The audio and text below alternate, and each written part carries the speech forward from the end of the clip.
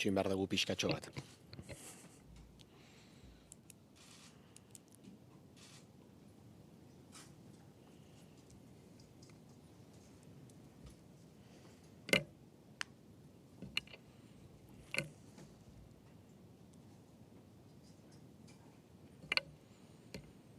Bai, venga, hasiko gara orduan. Bueno, mila esker gaurkoan ona hurbildu zareten hoi, prensako langilei, eta mila esker ere noski pantailaren bestaldetik jarraitzen ari zaizkigun guztiei. Are gehiago kontutan hartuta, horixe ez, arazo tekniko batzuk izan ditugula, eta horrek behar bada, zaildu duela, horixe ez, etxetik behar bezala jarraitu ahal izatea. Eskerrak eman beraz egin duzuen eta egiten ari zareten esfortzuagatik. Esan, une gogorrak, oso gogorrak bizi izan ditugula joan den hilabeteetan. 2000-tik gora Euskal Herritar, herrikide hilda, dozenaka milaka kutsatu, eta martxa honetan, azken hamarkadetako krisi sozial eta ekonomiko larriena izaten, amaituko duena edo amai dezaken hori utzi digulako pandemiak, ez. Hori gutxi ez eta itxura guztien arabera, oraindik ere garai gogorrak bizi beharko ditugu, ez? Bizitzen ari gara dagoeneko. Pandemia, momentuz behintzat ez dirudielako, ez? Amaitzear dagoenik, alderantziz, eta aipatu krisi ekonomiko eta sozial hori dagoeneko ari delako herrikide askoren eta askoren lan eta bizi baldintzak okertzen, nabarmen okertzen ere. Zentzu horretan eta beste zer baino lehen gogoan hartu nahi ditugu, azken hilabete hauetan eta une honetan ere sufritu duten eta sufritzen ari diren guztiak, ez? Hasteko 2000-tik gora herrikide horien senideak, baita ere, ez, pandemian zehar borrokaren, ez, lehen lerroan aritu diren eta ari diren kolektibo horiek guztiak, baita noski esan bezala, ez, hilabete amaierara iristeko gero eta zailtasun handiagoak dituzten horiek guztiak, lana galdu dutenak edo galtzen ari direnak, prekarioak eta abar luze hori, ez. Jaiki beharra daukagu, behin eta berriro, ez, esan dugu eta entzun dugu azken hilabeteetan, herri honek jaiki beharra dauka. Baina guk diogu, ez orain arteko norabide berdinari eusteko. Ez orain arteko politika publiko berdinei eusteko. Ikusi dugulako, ikusia dagoelako, zer dakarten eta nora ekarri gaituzten politika horiek. Ikusi ditugu ospitaleak eta ikastetxeak pandemiari aurre egin ahal izateko behar besteko materialik edo bitartekorik gabe.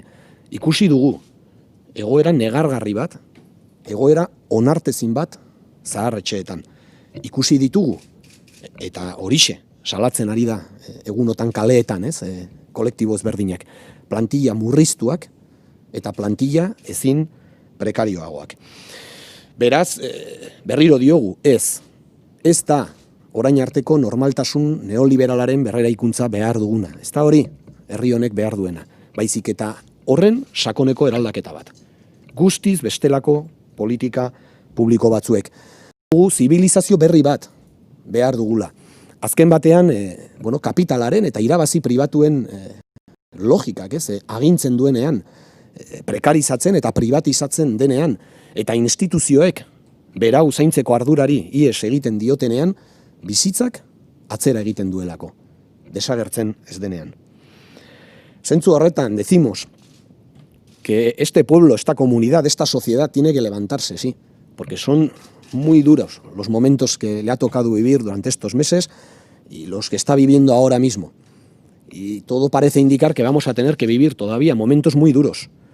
Por eso decimos que tenemos que levantarnos, sí, que este pueblo, que esta sociedad, que esta comunidad tiene que levantarse, pero no para continuar con las mismas políticas que nos han traído hasta aquí, no para continuar con el mismo rumbo, porque como decía, hemos visto, desgraciadamente, a qué situación nos han traído esas políticas. Y lo hemos visto en forma de hospitales o centros de estudio ahora, sin los suficientes recursos, sin el suficiente material para enfrentar la pandemia y para garantizar, en el caso de los centros educativos, una vuelta a las clases presenciales segura.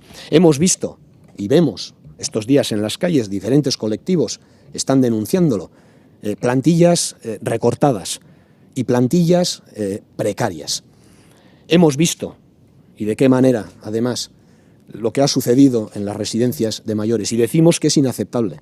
Decimos que como sociedad no podemos aceptar algo así y que por lo tanto es necesario un cambio radical de las políticas públicas, un cambio radical de rumbo. Zerbitzu publikoak indartu behar dira. Zerbitzu publikoak indartu. Administrazio publikoaren esku hartzea areagotu, indartu egin behar da ekonomian. AHT gisako egitasmo zalantzagarriak edo zuzenean zentzugabeak gelditu beharra dago. Eta horietan xahutzen ari diren dirutzak gastu sozialetara edo ekonomikoki nahi sozialki errentagarriak izango diren inbertsioetara bideratu. Behar dugu behingoz erreforma fiskal sakon bat.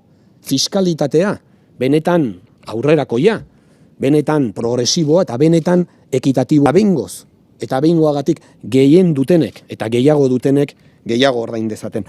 Behar dugu ere lan harremanen euskal esparru bat, euskal langileen estatutu propio bat, lan eta bizi baldintza duinak ahalbidetuko dituena. Behar dugu ere, behar dugunez, burujabetza. Batzuek esango dute, burujabetza orain ez dela tokatzen, que no toca la soberanía. Hay quien nos lo dirá, que ahora lo importante es hacer frente a la crisis económica y social, y decimos que estamos de acuerdo. Por supuesto que lo prioritario y lo importante es hacer frente a las consecuencias de la pandemia en todas sus vertientes, en todas sus variables. Pero decimos también que eso pasa necesariamente, inexorablemente, por la soberanía. Zeren eta batzuk esaten dutenaren kontra, burujabetza ez da bandera kontu bat, edo ez da identitate kontu huts bat, ez. Burujabetza lotuta dago, lan eta bizi baldintzak duintzeko aukerarekin. Lotuta dago, pensio sistema publiko eta duin bat eraikitzeko aukerarekin. Lotuta dago, euskal esparru ekonomiko bat, esan bezala lan eta baldintza duina bermatuko dituena, eraiki ahal izatearekin. La soberanía está unida con la posibilidad de crear y generar condiciones de trabajo y de vida dignas para todos y todas las vascas. Está unida con la posibilidad de construir un sistema público de pensiones que garantice pensiones dignas a todos y todas nuestras mayores. Está unida con la posibilidad de construir un modelo educativo realmente universal y que contribuya a reducir las desigualdades sociales, que sea un factor de igualdad social y de superación de todas las injusticias y desigualdades sociales. Está unida, asimismo, con la posibilidad de la normalización del euskara y de la cultura vasca y su libre desarrollo. Beraz, burujabetza finean lotuta dago kalitatezko demokrazia bat, benetako demokrazia bat eraikitzeko. Decimos que necesitamos soberanía para todo eso y también para construir una democracia de calidad, una democracia de verdad sobre el solar vasco. En definitiva, la soberanía está unida a un mayor bienestar.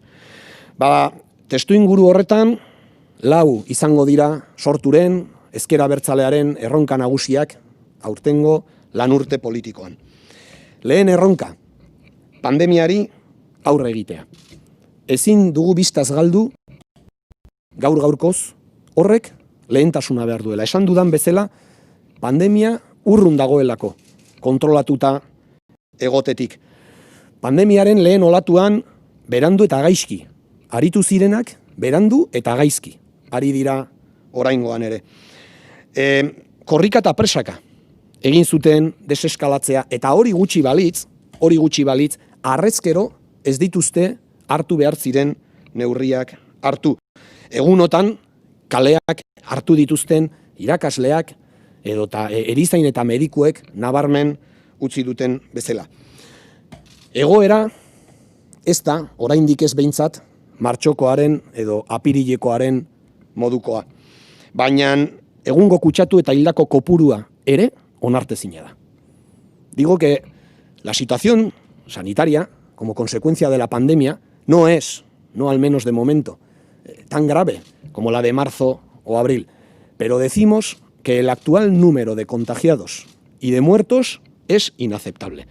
No podemos resignarnos a que semana tras semana más de 40 personas, mayormente mayores, mueran como consecuencia. No en la medida en que no se ha hecho y no se está haciendo todo lo suficiente para poder evitarlo. Bada, egoera honek guztion ardura eskatzen du, beste behin ere.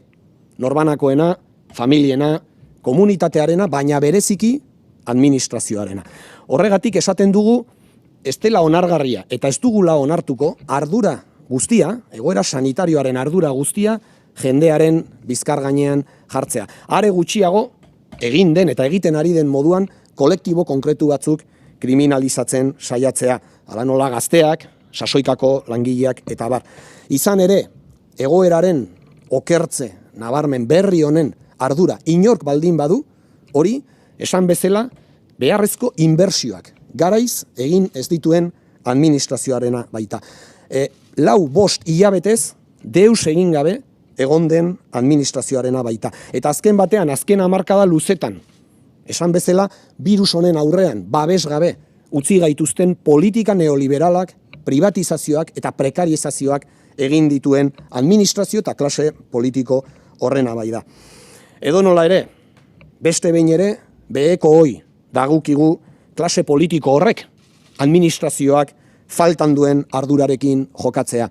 Interes personalen edo individualen gainetik, interes kolektiboa eta komunitarioa jartzea. Kutsatzeen edapena ahal bait gehien mugatzeko behar diren neurri guztiak hartzea. Azken batean, inoiz baino gehiago elkar zaintzea. Egoera horrek behekook kolpatuko baikaitu inor baino indartsuago. Eta gainera, goikoek ez bai dute inondik inora gure ordez egingo. Decía que corresponde en cualquier caso, una vez más, a los de abajo, a las de abajo, actuar con la responsabilidad de la que adolecen la clase política y la administración. Corresponde a los de abajo priorizar los intereses colectivos y comunitarios por encima de los individuales. Adoptar todas aquellas medidas de prevención y de precaución ante los contagios que sea necesario. Cuidarnos más que nunca, cuidar del colectivo y de la comunidad más que nunca, porque las consecuencias sociales, sanitarias, económicas de la pandemia van a ser para los de abajo, ya lo están siendo, pero van a ser aún en mayor medida para los de abajo, más graves que para nadie más. Y porque los de arriba, esos que hasta ahora no han adoptado las medidas que tenían que haber adoptado y que continúan sin hacer las inversiones necesarias, no lo van a hacer por nosotros y nosotras. Bigarren erronka nagusia, pandemia sozial eta ekonomikoari aurre egitea. Sortuko kidegoa, sortu bera, ezker abertzalea, krisi sozial eta ekonomikoaren ondorioei eman beharreko erantzunaren lehen lerroan egongo da. Emakumeekin batera, langileekin batera, pensionistekin, prekarioekin, langabeekin, gazteekin, eskuz esku eta horpoz horpo. Neoliberalismoak sustatzen duen individualismo eta individualizazio horren aurrean indarrak artikulatzeko apustua eginez. Gehiengo sozialen lan eta bizi baldintzak defendituz. Ez delako onargarria eta ez dugulako onartuko, lehen esan bezala, krisi honen kosteak beste behin ere betikoen bizkar gainean jartzea.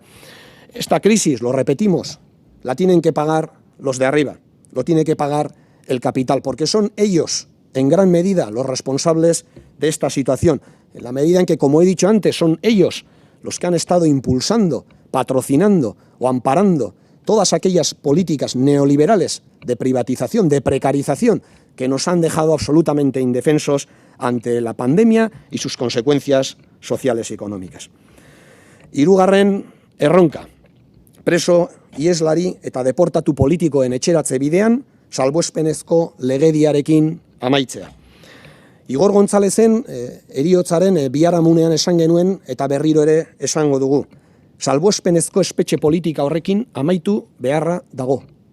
Orain, Euskal gizarteak elkartasuna barkatu, elkarbizitza eta bakea nahi dituelako.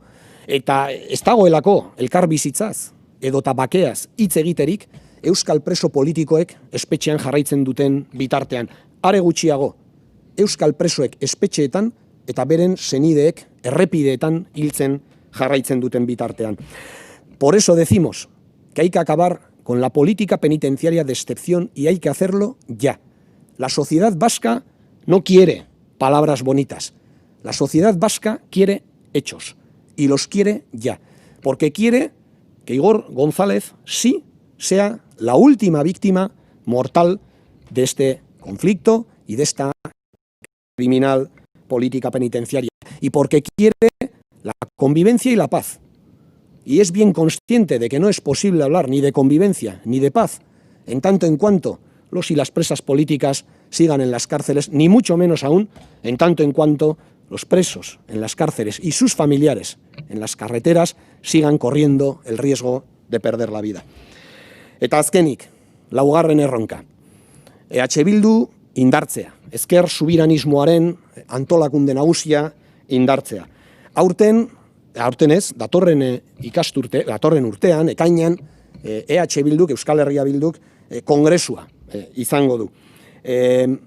Hori ere, nabarmen gelditu da aspaldi honetan, arestian aipatu ditugun herri gisako erronka global, generazional eta estrategiko horiei erantzun baikor bat, erantzun eraginkor bat, eman alizateko ahalmena, indarra, gaitasuna, nolai talentua eta ambizioa dituen indar politiko bakarra. Eta zentzu horretan funtsezkoa da, ezinbestekoa da berau indartzea.